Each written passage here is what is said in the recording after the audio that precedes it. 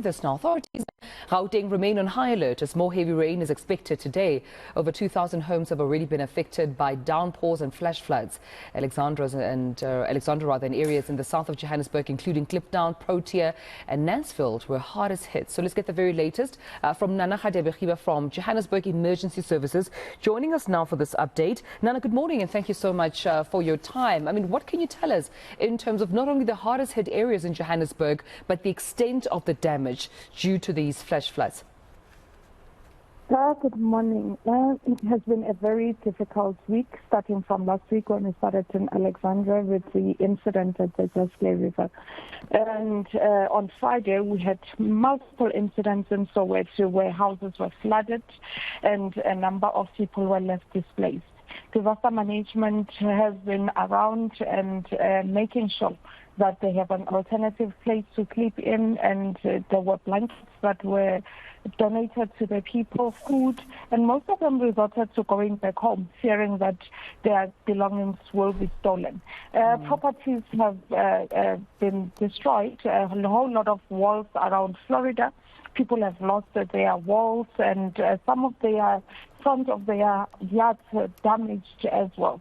So it's been a lot for the week. Yeah. Any fatalities or injuries also reported from your side?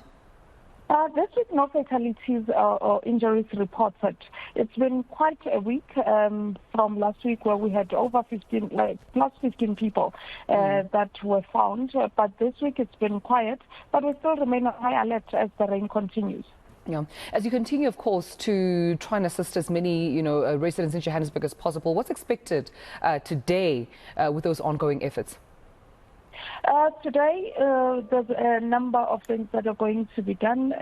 We are going to still be in Soweto. There are a number of houses where people were going back from the shelters that they have been for over 72 hours. And in Alexandra, we've not had so many incidents as yet, but we'll also keep on checking the rivers and the water levels around low-lying areas. Your message is supposed to also residents at this time, Nana, given that there are still, unfortunately, some people living in those low-lying areas. What would your advice be to keep safe during this time, especially because the weather is still expected to give us some rainfall right here in Johannesburg? In case of any flood alerts from the South African Weather Services, we'd also be able to speak to the people that are on the low-lying areas, but we do plead with them in case they find any communique that there's going to be flash floods. They need to move to a safer place. There's no way of staying at that low when we don't know how the currency of the water that will pass through during that time. And as well to the residents that are driving. Roads are slippery. They need to drive carefully and keep a safe distance.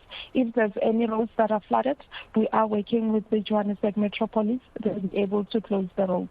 All right, we'll leave it then. I appreciate you giving us this update. Nana Radebe-Kgiba from the Johannesburg Emergency Services, thank you so much for your time.